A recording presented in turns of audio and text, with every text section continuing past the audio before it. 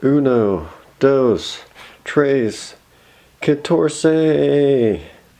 Hello, hello. This is my sdd3000, famously used by the Edge from U2. Not to be confused with the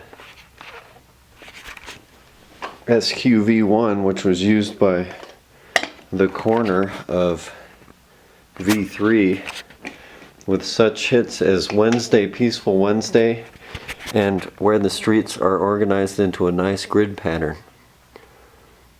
Anyways, I'll do a demo with this on synths and in stereo, which I don't see very often. So I'll put a link to that in the description so you can skip the talking.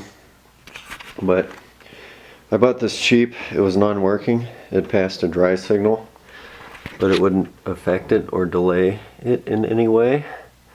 And I tracked that down to a hairline fracture and one of the solder joints to the capacitors, which happens in this old gear. Like I imagine someone probably pressed on the top and pushed the capacitor down and broke that solder joint.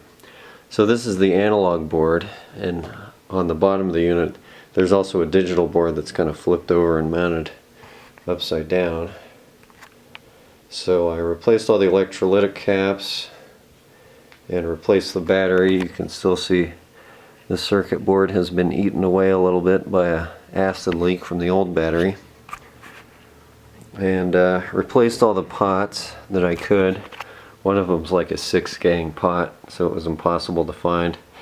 And I got short shafted here, so I had to put these knobs on. I only had one of the original knobs, and those are also really hard to find. So if I ever sell this thing, I'll just replace this with a longer shaft pot, and the other ones too. But yeah, I did a lot of work on it. Like, this was all corroded, so I painted that sort of a gray color, and I have a little bit left to do. The mechanical joint holding this together has been broken, so I need to figure out a way to fix that. I don't know, like epoxy or something probably. And then if I could figure out how to bend these back without messing up the front panel. I kind of I don't know, I sort of taped over all the graphics and then spray painted this black. It was like terrible. This thing was in horrible condition when I got it, so kind of did a restore job. So it's all original except for the random voltage source. I found that it's generated with a noise going into a sample and hold, and I found that the noise was kind of biased incorrectly, so half the time it would sort of sit at one voltage and then it would go up and do random stuff.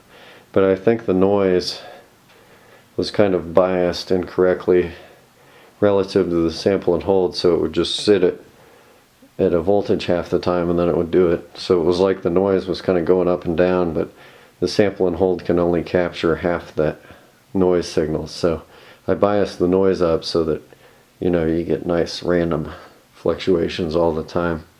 And then I reduced the amount of slew so you can get more like synthesizer-y, you know, kind of modular sounding random voltages out of this thing, which I think is cool. But yeah, very famous delay. Much more expensive than I ever would have bought in good condition, but yeah, I'll demo the thing.